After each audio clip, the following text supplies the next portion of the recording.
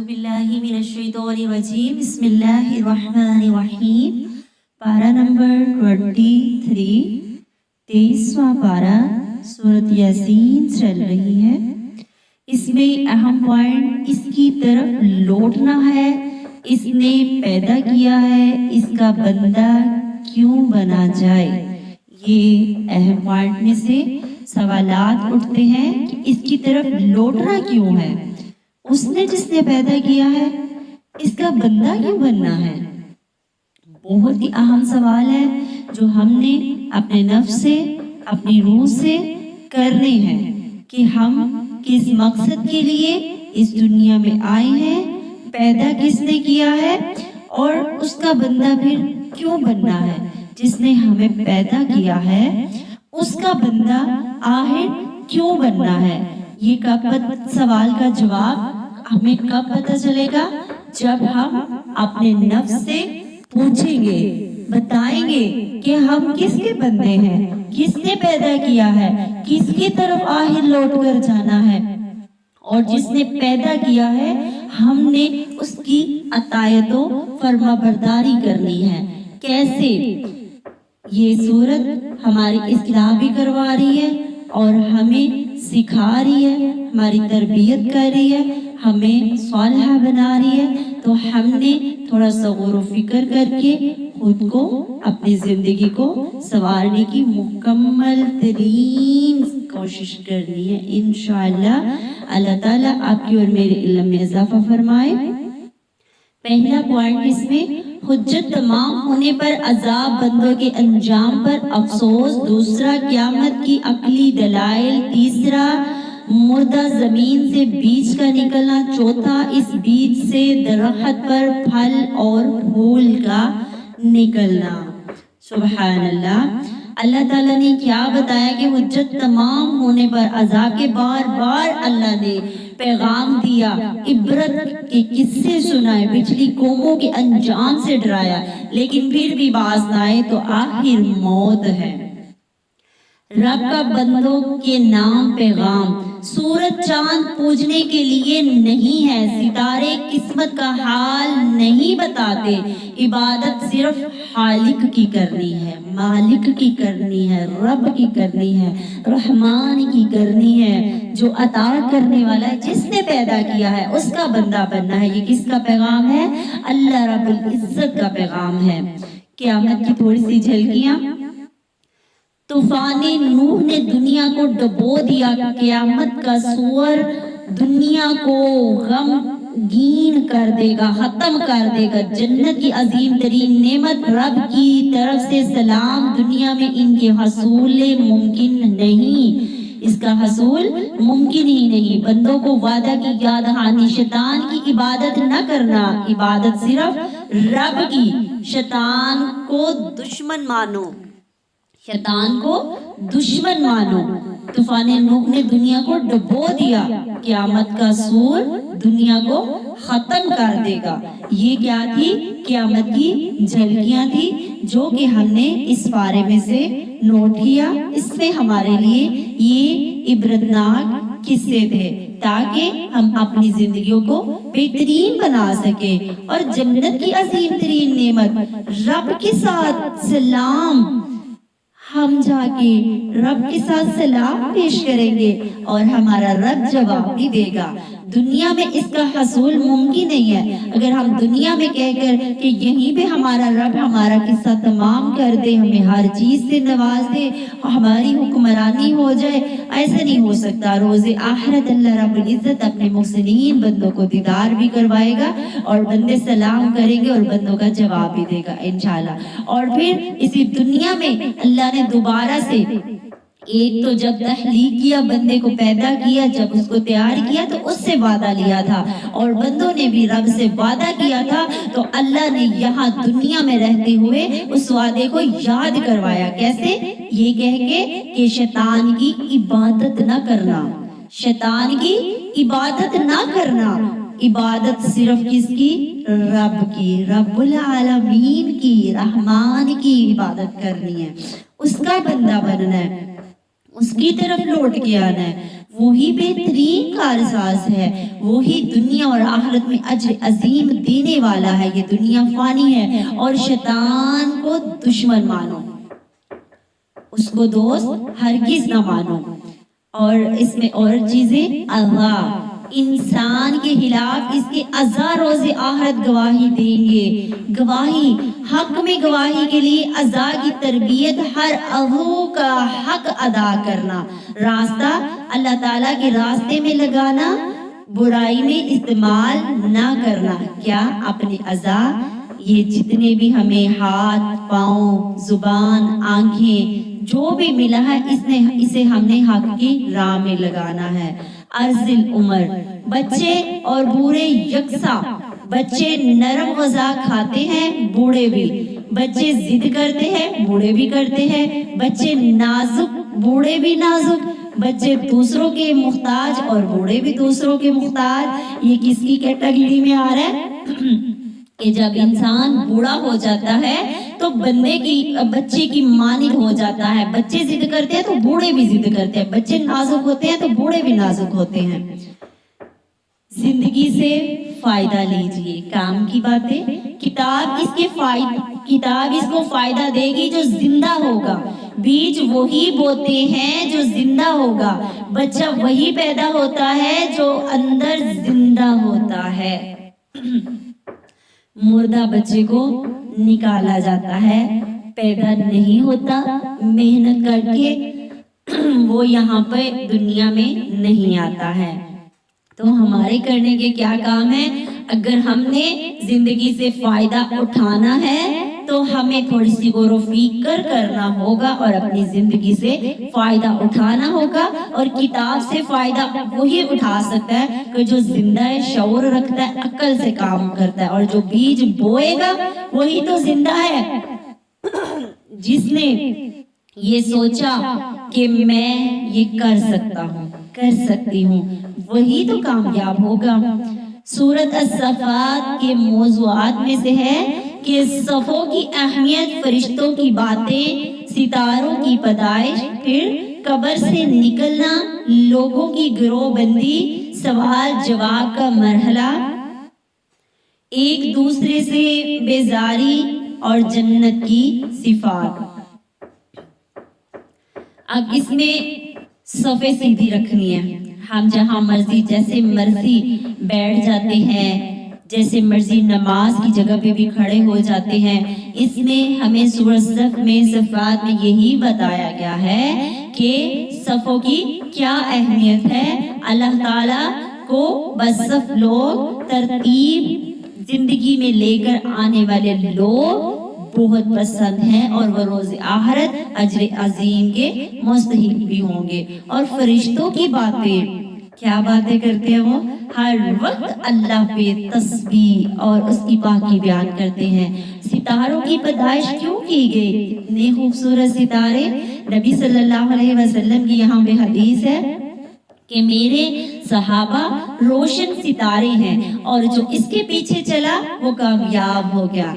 اب یہاں پہ قبر سے نکلیں گے تو کیا ہوگا؟ لوگوں کی گروہ بندی ہوگی, اکٹھے ہو کے گروپ بن کے آئیں گے. جیسے لوگ دنیا میں ہوں گے وہی تو گروپ بنیں گے, وہی تو ساتھی بنیں گے. تو ہمیں کیا کرنا ہے؟ دنیا میں بہترین گروہ تیار کرنا ہے, دنیا میں اچھے ساتھی تیار کرنی ہے. پھر اگلا سلسلہ کیا ہوگا؟ قبروں سے نکلنے کے بعد سوال و جواب کا مرحلہ. سوال و جواب کا مرحلہ شروع ہو جائے گا. پوچھا جائے گا کہ تم دنیا میں کس مقصد سے گئے تھے, کس نے پیدا کیا تھا, کس کے انڈر میں رہے, کس کا کلمہ پڑھتے رہے, کس کی فرما برداری کی, کس کے پیچھے چلتے رہے. اور پھر اس دن جو نیک ہوگا وہ تو کامیاب ہو گیا, اور جو نہ ہوگا وہ کیا ہوگا؟ بیزار ہوگا.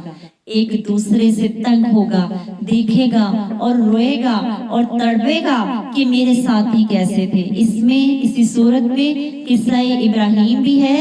باپ بیٹا, عظمیت کا پہاڑ اور یکسو اور صابر اسماعیل علیہ السلام کی فرما برداری اور مخلص بننے کی تربیت کس نے کی؟ جیسا دیس ویسا بیس, جیسے والدین ویسے بچے. اگر والدین اچھے ہوں گے، ان کی تربیت اچھی ہوگی، آگے نسل بھی اچھی ہوگی. تو سب سے پہلے نسلوں کی پرورش کرنے کے لیے ہمیں خود کو سنوارنا ہوگا، ہمیں بہترین والدین بننا ہوگا، تربیت کرنی ہوگی، پھر ہی ہم آگے کر سکیں گے. اس میں اور بھی اہم پوائنٹ انبیاء کے قصوں سے اسباق یعنی سبق. پہلی کامیابی عطایت میں ہے، دوسری یکسو غلطی پر ندامت اور حکم کو فوراً ماننا، مدد الہی ایمان کے مطابق. کیسے ہوگا؟ یکسو ہو کے صرف اللہ کے لیے. کیسے ہوگا؟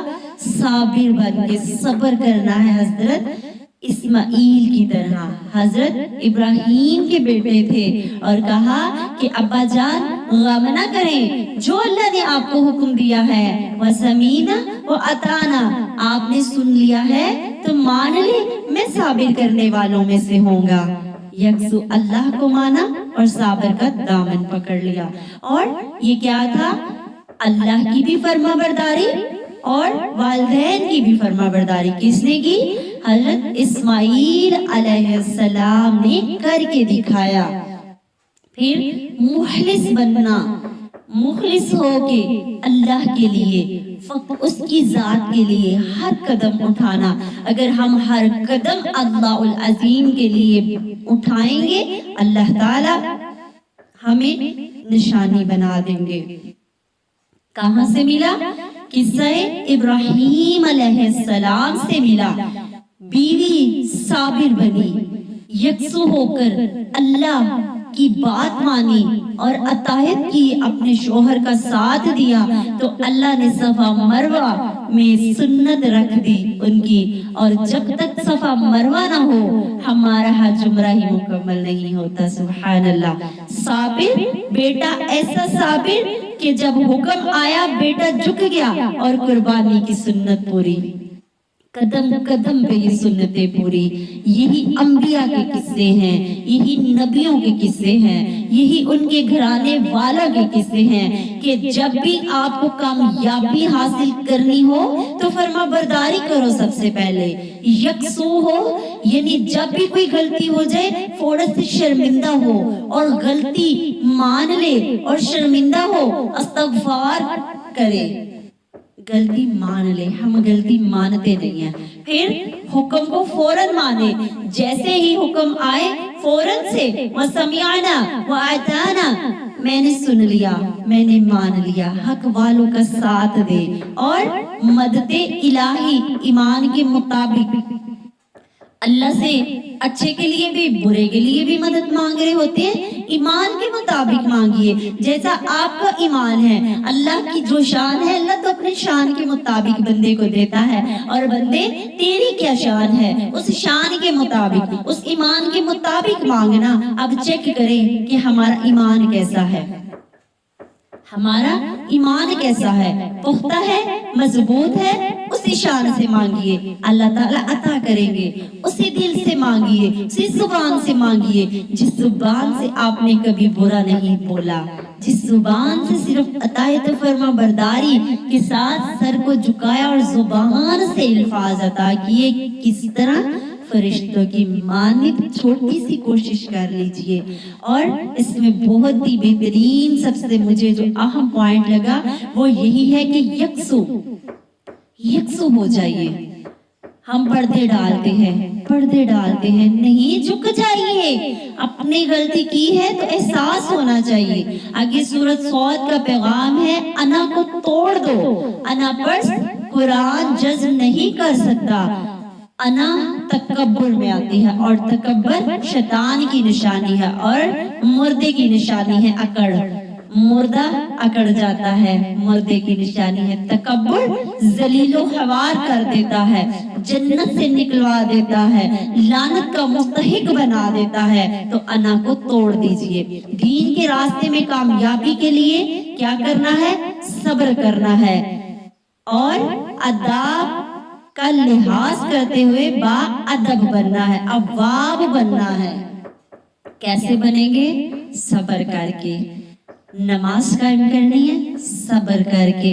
کوئی مصیبت آئی ہے صبر کرنا ہے، شکر کرنا ہے، مصیبت میں صبر کرنا ہے، اللہ نے کوئی نعمت دی ہے شکر کرنا ہے، ہر حال میں شکر کرنا ہے، کام بھی ملا تو شکر کر لینا ہے۔